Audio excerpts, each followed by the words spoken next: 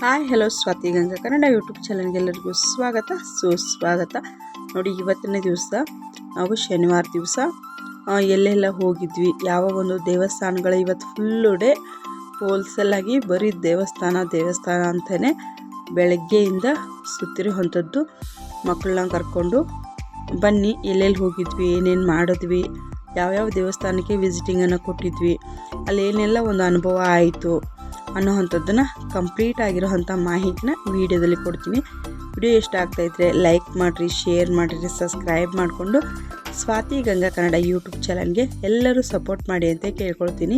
ಇಲ್ಲಿ ನೋಡಿ, ತುಂಬ ಅಂದರೆ ತುಂಬ ಚೆನ್ನಾಗಿದೆ. ಮಕ್ಕಳನ್ನೆಲ್ಲ ಕರ್ಕೊಂಡು ಹೋದರೂ ಕೂಡ ಒಂದು ರೀತಿಯಾಗಿ ಈ ಫೋನಿಂದ ಅಡಿಕ್ಟ್ ಆಗಿರ್ತಾವಲ್ಲ ಮಕ್ಕಳು, ಆ ಫೋನಿಂದ ಅಡಿಕ್ಟ್ ಆಗಿರೋವಂಥ ಮಕ್ಕಳನ್ನ ಕೂಡ ನಾವು ದೂರ ಮಾಡಬಹುದು.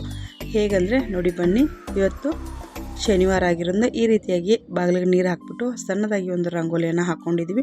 ಮತ್ತು ಇಲ್ಲಿ ತುಳಸಿ ಗಿಡಗಳಿಗೆ ನೀರನ್ನು ಸಹ ಹಾಕ್ಕೊಂಡಿದ್ದೀನಿ. ಇಲ್ಲಿ ನೋಡಿ, ಈ ರೀತಿಯಾಗಿ ಬನ್ನಿ. ಮೊದಲನೇದು ಗಣೇಶನನ್ನು ಎಲ್ಲರೂ ಪ್ರಾರ್ಥನೆಯನ್ನು ಮಾಡ್ಕೊಳ್ಳಿ. ವಿಘ್ನ ವಿನಾಶಕನೇ ಅಲ್ವಾ ಗಣೇಶನು.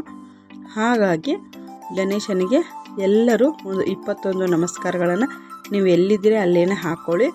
ನೋಡಿ, ಮೊದಲಿಗೆ ನಾವು ಆಂಜನೇಯ ಸ್ವಾಮಿಯ ದರ್ಶನವನ್ನು ಮಾಡಿಕೊಂಡು ಇಲ್ಲಿ ಲಕ್ಷ್ಮೀ ವೆಂಕಟೇಶ್ವರ ದೇವಸ್ಥಾನಕ್ಕೆ ಬಂದಿದ್ದೀನಿ. ಇಲ್ಲಂತೂ ಪ್ರತಿ ಶನಿವಾರ ಒಂದು ರೀತಿ ವೆಂಕಟೇಶ್ವರನ ಯಾವ ರೀತಿಯಾಗಿ ನೋಡೋದಕ್ಕೆ ಖುಷಿಯಾಗುತ್ತಂತಂದರೆ, ಇದು ಪದ್ಮಾವತಿ ಅಮ್ಮನವರು ಇಲ್ಲಿ ವೆಂಕಟೇಶ್ವರ ದೇವಸ್ಥಾನದಲ್ಲಿ ದೀಪವನ್ನು ಹಚ್ಚೋದಕ್ಕೆ ಬಂದಿರುವಂಥ ಭಕ್ತಾದಿಗಳು ಈ ರೀತಿಯಾಗಿ ದೀಪವನ್ನು ಹಚ್ಚಿರ್ತಾರೆ. ನೋಡಿ, ನಮಗಿಲ್ಲಿ ತುಳಸಿ ಅರ್ಚನೆಗೆ ತುಳಸಿ ಅವರು ಸ್ವಲ್ಪನೇ ಇಟ್ಕೊಂಡಿರ್ತಾರೆ. ಅಜ್ಜಿ ಈ ಕಡೆ ಒಬ್ಬರು ಅಜ್ಜಿ, ಆ ಕಡೆ ಒಬ್ಬರು ಅಜ್ಜಿ ಕೂತಿರ್ತಾರೆ. ಇಲ್ಲಿ ನೋಡಿ, ಪ್ರಸಾದ ಹೆಸರುಬೇಳೆ ಒಂದು ರೀತಿ ಪೊಂಗಲ್, ಖಾರ ಪೊಂಗಲನ್ನು ಕೊಡ್ತಾಯಿದ್ರು. ಇಲ್ಲಿ ನೋಡಿ, ಅಯ್ಯಪ್ಪ ಸ್ವಾಮಿ ಮಾಲೆ ಹಾಕ್ಕೊಂಡು ಇವತ್ತು ಶನಿವಾರ ದಿವಸ ಈ ವಿಗ್ರಹಗಳನ್ನು ರೆಡಿ ಮಾಡ್ತಾಯಿದ್ರು. ಹಾಗೆ ಒಂದು ಕ್ಲಿಪ್ಪಿಂಗನ್ನು ಕೂಡ ತೆಗೆದುಕೊಂಡೆ. ಸುಬ್ರಹ್ಮಣ್ಯ ಸ್ವಾಮಿ, ಅಯ್ಯಪ್ಪ ಸ್ವಾಮಿ ಮತ್ತು ಗಣೇಶ ಮಲಗಿರುವಂಥ ವೆಂಕಟೇಶ್ವರ ಮತ್ತು ಈ ಕಡೆಗೆ ಶಿವಲಿಂಗವನ್ನು ಅವರು ಪ್ರತಿಷ್ಠಾಪನೆಯನ್ನು ಮಾಡ್ಕೊಂಡಿದ್ದಾರೆ. ಈ ರೀತಿಯಾಗಿ ಅಲಂಕಾರವನ್ನು ಮಾಡಿ ಇಟ್ಟಿದ್ರು. ಮಾಲೆ ಹಾಕಿರ್ತಾರಲ್ವ, ನಾಳೆ ಅವ್ರದ್ದು ಮಹಾಪೂಜೆ ಇದೆ ಅಂತೆ, ಅದಕ್ಕೋಸ್ಕರ ಅವರು ಈ ರೀತಿಯಾಗಿ ವಿಗ್ರಹಗಳನ್ನು ರೆಡಿ ಮಾಡಿ ಇಟ್ಟಿದ್ರು. ಇದು ಬಂದು ಶನೇಶ್ವರ ಸ್ವಾಮಿಯ ದೇವಸ್ಥಾನ. ದೇವಸ್ಥಾನದ ಒಳಗಡೆಗೆ ಅವ್ರೇನೋ ಕೆಲಸವನ್ನು, ಅಭಿಷೇಕ ನಡೀತಾ ಇತ್ತು, ಸ್ಕ್ರೀನನ್ನು ಹಾಕಿದ್ರು ಅನಿಸುತ್ತೆ. ಹಾಗಾಗಿ ನಾವು ಒಳಗಡೆಗೇನು ಹೋಗಲಿಲ್ಲ. ಈ ರೀತಿಯಾಗಿ ನೋಡಿ, ಸರಳವಾಗಿ ನಾನು ಮನೆಯಲ್ಲಿ ಶನಿವಾರದ ಪೂಜೆಯನ್ನು ಆಚೆ ಕಡೆ ಹೋಗೋದಿತ್ತಲ್ವ, ಹಾಗಾಗಿ ತುಂಬ ಅಂದರೆ ತುಂಬ ಸಿಂಪಲ್ಲಾಗಿ ಪೂಜೆಯನ್ನು ಮಾಡ್ಕೊಂಡಿದ್ದೀನಿ. ಇಲ್ಲಿ ನೋಡಿ, ನಾವೆಲ್ಲೂ ಇವಾಗ ಔಟ್ಸೈಡ್ ದೇವಸ್ಥಾನಕ್ಕೆ ಹೋಗ್ತೀವಿ ಅಂತ ಹೇಳಿದ್ನಲ್ವ, ಆ ಒಂದು ದೇವಸ್ಥಾನಕ್ಕೆ ಹೋಗುವಂಥ ಮುಖ್ಯ ದ್ವಾರದ ಬಳಿನೇ ಈ ರೀತಿಯಾಗಿ ಮಣ್ಣಿನ ವಿಗ್ರಹಗಳನ್ನು, ಪ್ರತಿಮೆಗಳನ್ನು ಮತ್ತು ಉರುಳಿ ಪಾಟ್ಗಳನ್ನು ಸಹ ಇಟ್ಟಿದ್ದಾರೆ. ಈ ಪ್ಲೇಸ್ ಎಲ್ಲಿ ಅಂಥೇಳಿ ಖಂಡಿತವಾಗ್ಲೂ ನೀವು ಕಮೆಂಟನ್ನು ಬರೆದು ತಿಳಿಸಿ.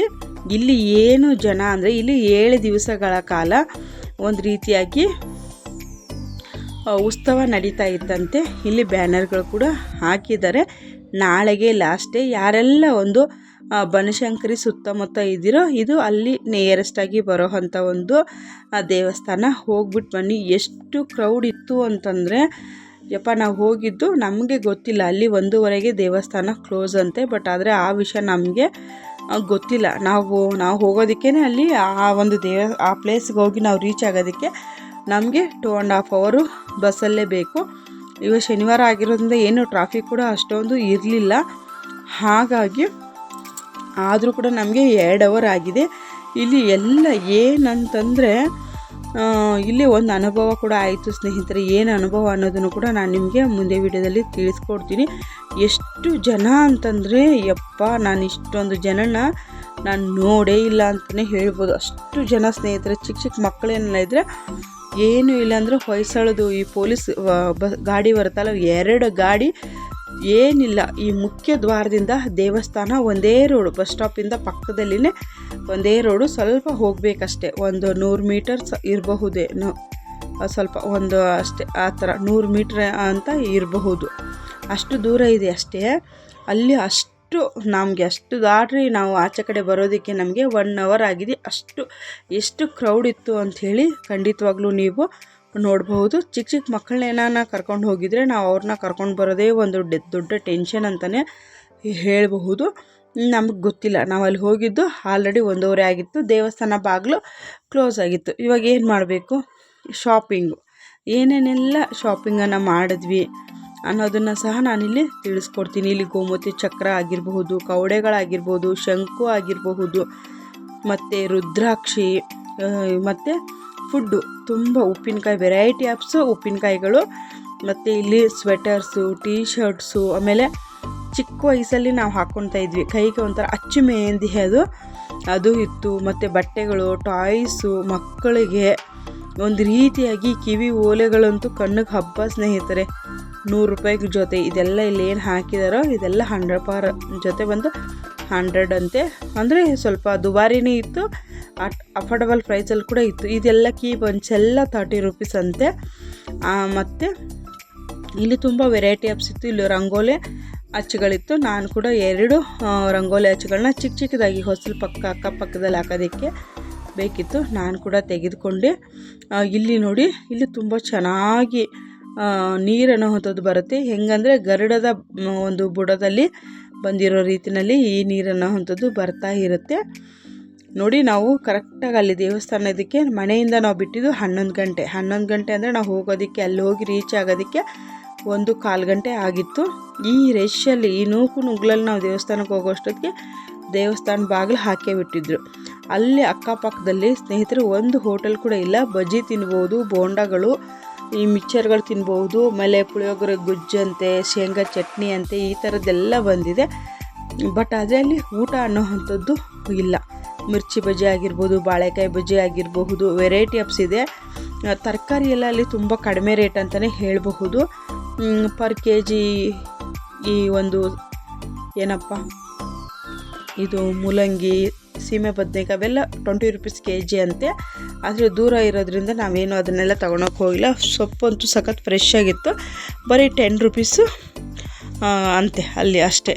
ನಾವು ಸ್ವಲ್ಪ ಏನು ಸೊಪ್ಪು ತರಕಾರಿಗಳೆಲ್ಲ ಏನೇನು ಬೇಕೋ ಎಲ್ಲ ಎತ್ಕೊಂಡ್ವಿ. ಇಲ್ಲಿ ಮಹಾಭಾರತದ ಒಂದು ಪಿಕ್ಚರನ್ನು ಹಾಕಿದ್ದಾರೆ. ತುಂಬ ಅಂದರೆ ತುಂಬ ಚೆನ್ನಾಗಿತ್ತು ಅಂತಲೇ ಹೇಳಬಹುದು. ವ್ಯೂ ಅಂತೂ ನೋಡೋದಕ್ಕೆ ಸಖತ್ತಾಗಿತ್ತು. ಆದರೆ ನಮ್ಗೆ ಕೂಡ ತುಂಬ ಅಂದರೆ ತುಂಬ ಇಷ್ಟ ಆಯಿತು. ಮಕ್ಕಳೆಲ್ಲ ಈ ಒಳಗಡೆಗೆ ಇಲ್ಲಿ ಅವತ್ತು ಏನಂದರೆ ಭರತನಾಟ್ಯ ಮತ್ತು ಸಂಗೀತ ಕೂಡ ಇತ್ತು. ಆದರೆ ಅಲ್ಲಿ ತುಂಬ ಅಂದರೆ ತುಂಬ ಎಲ್ಲ ಪ್ರದಕ್ಷಿಣೆ ಕ್ಯೂ ತುಂಬ ಇತ್ತು ಸ್ನೇಹಿತರೆ. ಎಷ್ಟು ಜನ ಇದ್ದರು ಅಂತಂದರೆ, ನಮ್ಮದು ಚಪ್ಪಲಿ ಎಲ್ಲ ಅಲ್ಲಿ ಕವರ್ಗೆ ಹಾಕಿ ಕೊಡಬೇಕು. ನಮಗೆ ಇಷ್ಟೇ ಅಂತ ಅವರೇನು ದುಡ್ಡೇನು ನಮಗೇನು ಚಾರ್ಜ್ ಮಾಡಲ್ಲ. ನಮ್ಮ ಒಂದು ಇವಾಗ ನಾವೇ ಒಂದು ತಿಳ್ಕೊಂಡು ಅಲ್ಲಿ ಹುಂಡಿಗೆ ಇಕ್ಕಿರ್ತಾರೆ, ಅಲ್ಲಿ ನಮಗೆ ಎಷ್ಟು ಅನಿಸುತ್ತೋ ಅಷ್ಟು ದುಡ್ಡನ್ನು ಅಲ್ಲೇ ಕರ್ಕೊಂಡು ಹೋಗಿ ಹಾಕಬಹುದು. ಇದು ಬಂದು ಆಂಜನೇಯ ಸ್ವಾಮಿ ದೇವಸ್ಥಾನ. ಯಾವ ದೇವಸ್ಥಾನ ಅಂತೇಳಿ ಖಂಡಿತವಾಗ್ಲೂ ನೀವು ಕಮೆಂಟಲ್ಲಿ ಬರೆದು ತಿಳಿಸಿ. ಯಾಕಂತಂದರೆ ಇಲ್ಲಿ ತುಂಬ ಅಂದರೆ ತುಂಬ ರಶ್ ಇತ್ತು. ಮತ್ತು 7 ದಿನಗಳ ಕಾಲ ಯಾವ ಒಂದು ಮೇಳ ನಡೀತು ಅಂತೆ. ಆ ಮೇಳ ಅನ್ನೋದು ಏನು ಅನ್ನೋದನ್ನು ಕೂಡ ನೀವು ಖಂಡಿತವಾಗ್ಲೂ ಕಮೆಂಟಲ್ಲಿ ಬರೆದು ತಿಳಿಸಿ. ನೋಡಿ, ನಾವು ಇಲ್ಲೆಲ್ಲ ಒಂದು ಪ್ರದಕ್ಷಿಣೆಯನ್ನೆಲ್ಲ ಹಾಕ್ಕೊಂಡು ಎಲ್ಲ ಮಾಡಿಕೊಂಡು ಇಲ್ಲಿ ಅಕ್ಕಿ ಸೇವೆಯನ್ನು ಮಾಡಿಸಿದ್ವಿ ಸ್ನೇಹಿತರೆ. ಅಕ್ಕಿಯಲ್ಲಿ ನಾವು ದುಡ್ಡು ಕಟ್ಟಿ ಚೀಟಿಯನ್ನು ಇಸ್ಕೊಂಡ್ರೆ ಅದು ಏನು ಜಾಸ್ತಿ ಏನಿರಲ್ಲ, 10 ರೂಪಾಯಿಂದ ಕೂಡ ಸ್ಟಾರ್ಟ್ ಇತ್ತು ಸ್ನೇಹಿತರೆ. ಇಷ್ಟು ಅಂತೇನಿಲ್ಲ. ಅಲ್ಲಿ ನಮಗೆ ಎಷ್ಟು ನೀವು 10 ರೂಪಾಯಿ ತೊಗೋಬೋದು, 100 ರೂಪಾಯಿ, 500 ರೂಪಾಯಿ ಎಷ್ಟು ಬೇಕೋ ನಿಮಗೆ ನಿಮ್ಮ ಶಕ್ತಿ ಅನುಸಾರವಾಗಿ ನೀವು ತೆಗೆದುಕೊಳ್ಬಹುದು. ಆ ಅಕ್ಕಿಯನ್ನು ಅವರೇ ಒಂದು ಪಾತ್ರೆಯಲ್ಲಿ ತುಂಬಿಸಿ ನಮಗೆ ಕೊಡ್ತಾರೆ. ಅದನ್ನು ನಾವು ತೆಗೆದುಕೊಂಡು ಬಂದು ಏನು ಮಾಡಬೇಕಪ್ಪ ಅಂತಂದರೆ, ಅಲ್ಲಿ ಸ್ವಲ್ಪ ಮುಂದೆ ಬರ್ತಾ ಇದ್ದಂಗೆ ಅನ್ನಪೂರ್ಣೇಶ್ವರಿಯ ಒಂದು ವಿಗ್ರಹ ಇರುತ್ತೆ. ಅನ್ನಪೂರ್ಣೇಶ್ವರಿಯ ಒಂದು ನಾವು ಮಡಿಲೆಲ್ಲ ಹಾಕಿದ್ರೆ ಅವರ ಪಾದದ ಮೂಲಕವಾಗಿ ಅದು ಒಂದು ಶೇಖರಣೆ ಆಗುತ್ತೆ. ಅದು ಬಂದು ನೆಕ್ಸ್ಟ್ ಶನಿವಾರಕ್ಕೆ ಅಲ್ಲಿ ಊಟ ಇರುತ್ತಂತೆ. ಅಲ್ಲಿ ಹೋಟೆಲ್ ಸಿಕ್ಕೇ ಇಲ್ಲ ಸ್ನೇಹಿತರೆ. ನಮಗೆ ಬಜ್ಜಿ ಬೋಂಡ ಇದರಲ್ಲೇ ಕಾಲ ಕಳೆದು ಬಿಟ್ವಿ. ಅಲ್ಲಿ ನಮಗೆ ಟೈಮ್ ದೇವರ ದರ್ಶನ ಮಾಡಿಕೊಂಡು ಇದೆಲ್ಲ ಪ್ರಸಾದವೆಲ್ಲ ತೊಗೊಂಡು ನಾವು ಬರೋದಕ್ಕೆ ನಮಗೆ ಕರೆಕ್ಟಾಗಿ 8 ಗಂಟೆ ಆಗಿದೆ ದೇವಸ್ಥಾನದ ಒಳಗಡೆಗೆ. ಅಂದರೆ ತುಂಬ ಹೊಟ್ಟೆ ಅಂತೂ ತುಂಬ ಹಸಿತಾ ಇದೆ. ಯಾಕೆ ಹೇಳ್ತಾ ಇದ್ದೀನಿ ಮಾತಂದರೆ, ಅಲ್ಲಿ ಊಟ ಇಲ್ಲ, ಫುಲ್ಲು ಕ್ರೌಡು, ನಮಗೆ ಕೈಯಲ್ಲಿ ನಿಂತ್ಕೊಳೋದು ಕೂಡ ಆಗ್ತಾಯಿಲ್ಲ. ಆದರೆ ಒಂದು ಮಿರಾಕಲ್ ಏನಾಯಿತು ಅಂದರೆ, ಅಲ್ಲಿ ಊಟ ಇರುತ್ತಂತೆ, ಬಟ್ ನಮಗೆ ಗೊತ್ತಿಲ್ಲ. ಯಾರೋ ಒಬ್ಬರು ಆಂಟಿ ಕರೆದುಬಿಟ್ಟು ನಮ್ಮನ್ನ, ಮಕ್ಕಳೆಲ್ಲ ಇದೆಯಮ್ಮ ಅಲ್ಲಿ ಬಿಸಿ ಬಿಸಿ ಊಟ ಹಾಕ್ತಾ ಇದ್ದಾರೆ, ಬನ್ನಿರಿ ಅಂಥೇಳಿ ಕರ್ಕೊಂಡು ಹೋದರು. ನಮಗಂತೂ ಎಷ್ಟು ಖುಷಿಯಾಯಿತು ಅಂತಂದರೆ ಒಂದು ಏನಂದರೆ ಮರುಭೂಮಿಗೆ ಮಳೆ ಬಂದಂಗೆ ಆಯಿತು ಅಂತಲೇ ಹೇಳಬಹುದು. ಹೋಗಿದ್ರೆ ಅಲ್ಲಿ ನಮಗೆ ಅನ್ನ, ಸಾಂಬಾರು, ತಂಬುಳಿ ಮತ್ತು ಬೆಲ್ಲದನ್ನ ಎಲ್ಲ ಹೊಟ್ಟೆ ತುಂಬ ಬಿಸಿ ಬಿಸಿ ಇತ್ತು. ಹೊಟ್ಟೆ ತುಂಬ ಊಟ ಮಾಡಿಕೊಂಡು ಆಚೆ ಕಡೆ ಬಂದು ಮಕ್ಕಳಿಗೆಲ್ಲ ಊಟ ಮಾಡಿಸ್ಕೊಂಡು ಅಲ್ಲೇ ವಾಶ್ರೂಮ್ ವ್ಯವಸ್ಥೆ ಎಲ್ಲ ಇದೆ ಈ ದೇವಸ್ಥಾನದಲ್ಲಿ. ಮಕ್ಕಳಿಗೆಲ್ಲ ಒಂದು ಮುಗಿಸ್ಕೊಂಡು ಎಲ್ಲ ಊಟ ಗೀಟ ಎಲ್ಲ ಹೊಟ್ಟೆ ತುಂಬ ಸಿಕ್ತು. ಯಾರು ಕರೆದ್ರು ಆ ಆಂಟಿಗಂತೂ ತುಂಬ ಹೃದಯದ ಧನ್ಯವಾದಗಳು ತಿಳಿಸ್ತೀನಿ. ಯಾಕಂದರೆ ತುಂಬ ಹೊಟ್ಟೆ ಹಸಿವಾಗಿಬಿಟ್ಟಿತ್ತು. 1 ಗಂಟೆಗೆ ನಾವು ಹರಿಬೀರಿನಲ್ಲಿ ಹೋಗಿದ್ದು. ಬೆಳಗ್ಗೆ ದೇವಸ್ಥಾನಕ್ಕೆ ಹೋಗುವಾಗ ಉಪವಾಸ ದೇವಸ್ಥಾನಕ್ಕೆ ಹೋಗಿದ್ವಿ. ಆದರೆ ಅಲ್ಲಿ ನೋಡಿ ಇದು ಆಂಜನೇಯ ಸ್ವಾಮಿ ಟೆಂಪಲ್ಲು. ಏನು ಒಂದು ಮೇಳ ನಡೀತು ಅನ್ನೋದನ್ನು ಕೂಡ ನೀವು ನನಗೆ ಕಮೆಂಟಲ್ಲಿ ತಿಳಿಸಿ. ಈ ಪ್ಲೇಸು ಎಲ್ಲಿ ಬರುತ್ತೆ ಅನ್ನೋದನ್ನು ಕೂಡ ಬನಶಂಕರಿ ಆಸ್ಪಾಸಲ್ಲಿ ಬರುತ್ತೆ ಅಂತ ನಾನು ಹೇಳಿದ್ದೀನಿ. ಎಲ್ಲಿ ಅನ್ನೋದನ್ನು ಕೂಡ ನೀವು ಖಂಡಿತವಾಗ್ಲೂ ಕಮೆಂಟಲ್ಲಿ ಬರೆದು ತಿಳಿಸಿ. ಮತ್ತು ಇದು ಫೋನ್ ಸ್ವಿಚ್ ಆಫ್ ಆಗಿಬಿಡ್ತು. ನಾವು ಅಲ್ಲಿ ಒಳಗಡೆ ಅಲಾವ್ ಕೂಡ ಇರಲಿಲ್ಲ ಬಿಡಿ ಫೋನು. ಬಟ್ ಆದರೆ ಅಲ್ಲೇ ಚಾರ್ಜರ್ ಕೂಡ ಅವರು ಚಾರ್ಜ್ ಇತ್ತು. ಅಲ್ಲಿ ಅಡುಗೆ ಮಾಡೋರ ಹತ್ರ ಕೇಳಿದ್ದಕ್ಕೆ ಅವರು ಸ್ವಲ್ಪ ನಮಗೆ ಒಂದು 20% ಚಾರ್ಜ್ ಕೂಡ ಹಾಕ್ಕೊಟ್ರು. ವಿಡಿಯೋ ಇಷ್ಟ ಆಗಿದ್ದರೆ like, share, comment, subscribe. Thank you for watching. ನಮಸ್ತೆ.